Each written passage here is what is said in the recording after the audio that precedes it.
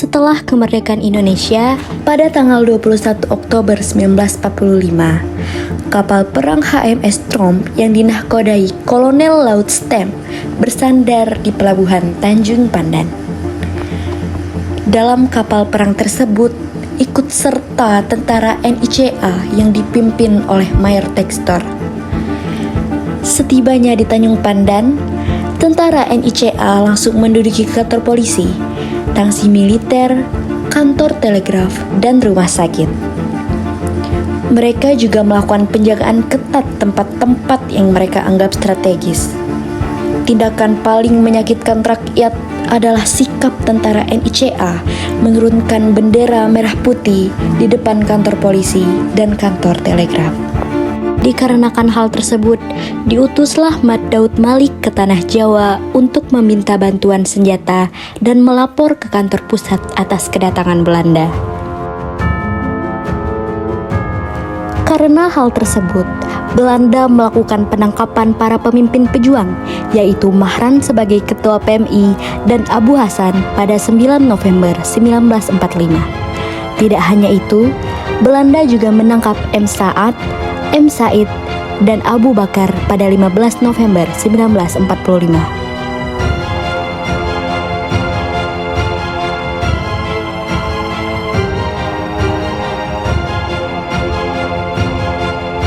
Beberapa hari sebelum terjadinya kontak senjata dengan tentara NICA, pada 23 November 1945 terjadi pertemuan antara Mat Daud Malik dengan 10 orang tokoh pejuang Belitung. Untuk mempertahankan kemerdekaan rakyat Indonesia, dibentuklah suatu kekuatan tempur yang dinamai Laskar Rakyat Pejuang. Muhani Mahran selaku pemimpin pemuda Sijuk merupakan salah satu komandan tempur Laskar Rakyat yang bermarkas di Ai Seru, Sijuk. Assalamualaikum. Waalaikumsalam. Siapa kabar Pak Mahran teh? Bapak aku teh ditangkap dari Belanda. Kami nyaman-nyaman berkebun. Tahu-tahu datang dua tentara Belanda, Pak. Asinglah bapak aku teh Mahran. Siapa kalau kita nyerang Belanda? Itu saya aku setuju. Cuma kita nih bang, butuh persetujuan bapak aku bang. Siapa ini? Siapa lah mungkin kita mat surat idang Pak Mahran. Setuju ke Mika? Setuju ke? Siapa yang kan nyampai pesan? Kau lah Muhani. Kau kan nak ngantar sangu idang bapak kau. Kau selipin surat situ. Iya juga nak. Gila bang, pandailah aku menulis surat gini. Baru kini ku selitek jok kotak makan bapak aku.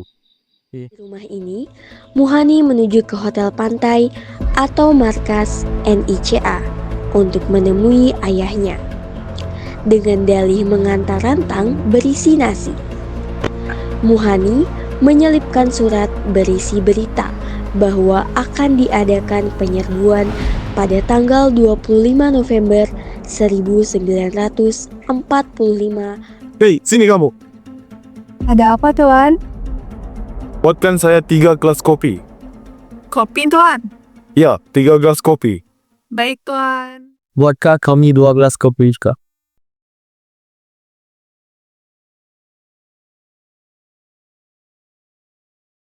Nang, sini aja. Apa je? Tolong buat dalam kopi dan kabarat renang ni. Kan dia beracun ke? Dia mampu. Sangat kacau. Kalau bayar nyari mati ni kita. Hei, cepat. Lah, sana cepat. Permisi tuan. Hei, kesini kau. Ada apa, Tuan? Siapa dia? Siapa ikan bang? Aku Mahali. Aku ni anak Pak Mahara yang ditangkap di sini. Nah, apa ikan sesini, bang? Aku ke sini ni nak hantar ubutan rumah aku untuk bapak. Oh, iyalah. Tuan, ini Teh Muhani, Tuan. Anak makan, no ikan tangkap. Dia tu anak meripun makan di bapak. Baiklah kalau begitu. Jack, antarkan dia. Baiklah. Mari ikut saya.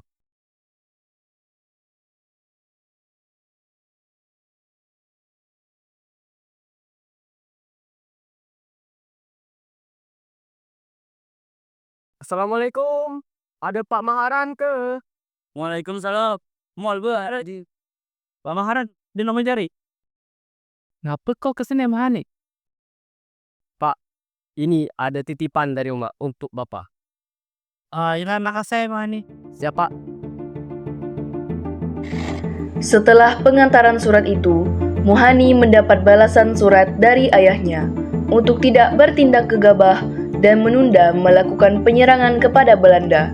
Muhani juga mendapat surat dari pimpinan TKR Tanjung Pandan, yaitu R. Margono, yang berisi tentang penyerbuan tanggal 26 November 1945. Assalamualaikum. Waalaikumsalam. Apa amat kau ni Muhani? Kau kan tahu jam 3 kita nak berangkat. Apa nak bergawe? Sampai dah maghrib baru puan datang lah. Biar aku jelaskan guru Pak. Apa ni? Didapat tadi ketemukan Bapak. Kalau kan tadi ditangkap dari Belanda. Alhamdulillah surat ikam telah sampai. Terus pas aku istirahat di Klub Kamarudin, ada surat dari Pak Mubrono, belau tu pimpinan TKR Tanjung. Belau nak membantu kita tanggal 26 ni. 26 November. Terus ada surat pula. Surat balasan dari Bapak. Tanggal 25 ni kita dah puang nyerang dulu. Tunggu esok aja. Sama-sama kan lihat Tanjung. Ndak.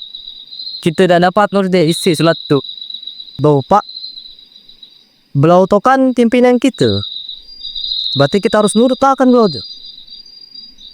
Belau kan jadi pemimpin lagi. Kalau kita lah bebaskan. Sekarang kita dah pedulikan Pak Mahran dan orang Tanjung. Sekarang kita bersiap dan esok kita akan berperang terbuka dengan Belanda. Pak. Ada. Tak bahaya ke misalkan dia tu? Gini lah. Aku saranin aja. Mending kita perang sembunyi-sembunyi. Kenapa? Aku dah setuju. Lambat taktik macam gitu. Terus banyak juga kemakan rakyat kita gini dari Belanda itu. Maksud aku bukan gitu Pak. Alah jadilah. Jangan udah memikir macam kita terus. Mika ni 2 orang pemimpin kami. Jangan perang-perang kita. Istighfar coba. Lah mengitu aku minta maaf jalan ke rumah ni.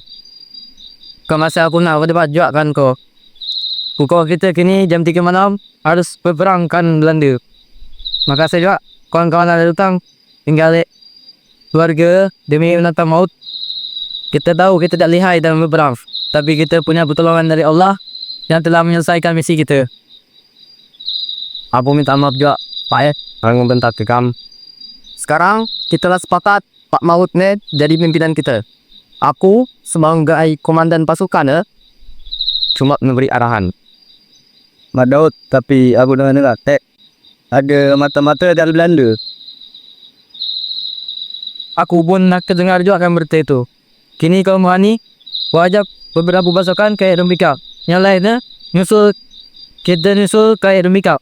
Siapa?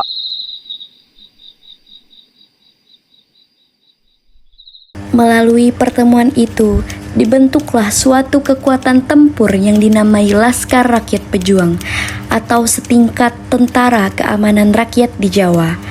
Komandan batalion tempurnya diserahkan kepada Mat Daud Malik dan salah satu komandan tempurnya Muhani Mahran. Kesatuan tempur yang bentuk di Sijuk ini bermarkas di kediaman Mat Daud Malik di Ai Seru, Sijuk. Pasukan mulai bergerak sejak pukul 3 pagi, tanggal 25 November 1945 dari markas Ai Seru. Setibanya di Ai Rembikang, terjadi penggerebekan rumah mata-mata tentara NICA. Sayangnya, mata-mata tersebut dapat melarikan diri walau dalam keadaan terluka.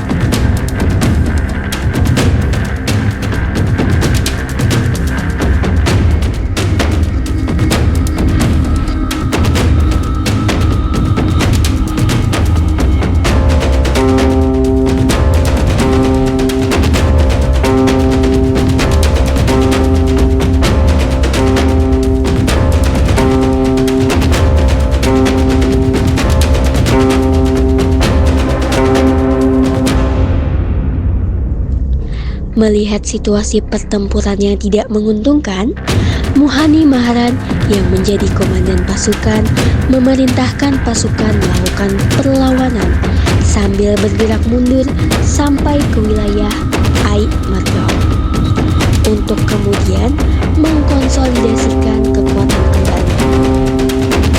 Pasukan militer Belanda tidak mau ketinggalan sasarannya dan terus mengadakan pengejaran sambil melancarkan tembakan membabi buta. Kontak senjata akhirnya terjadi lagi di Aik Marbau antara kedua pasukan. Karena kekuatan yang tak seimbang, pasukan pemuda Aik Seru memilih melakukan gerakan mundur ke dalam hutan. Kalian kejar mereka. Siap, Tuan. Hei, di mana Ahmad Daud Malik? Mika ni memang keparat Ini tanah kami, ini bangsa kami. Apa Mika anjajah kami? Apa ngalah kami? Ha? Kau diam. Wah, dia ke Tanjung Pandan.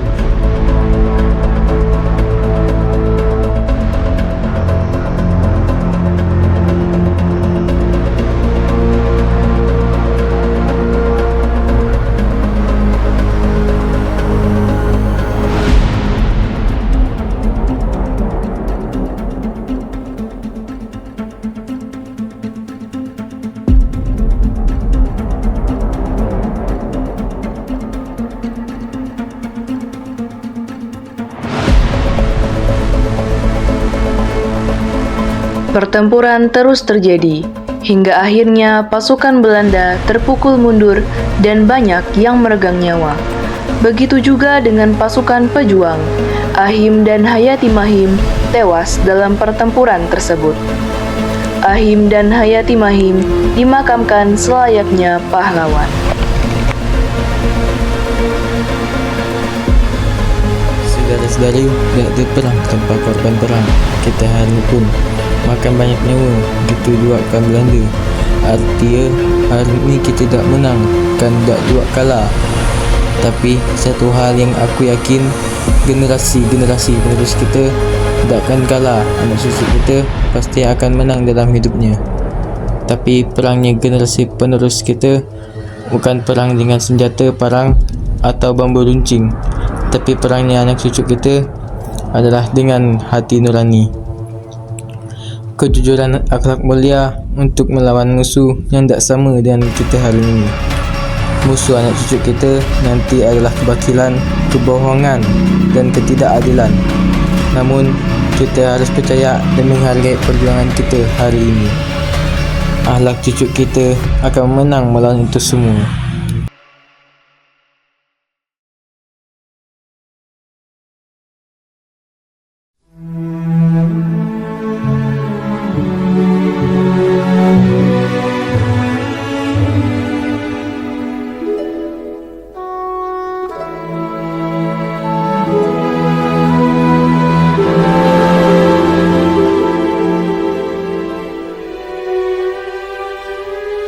Tanah airku tidak kulupakan, kan terkenang selama hidupku.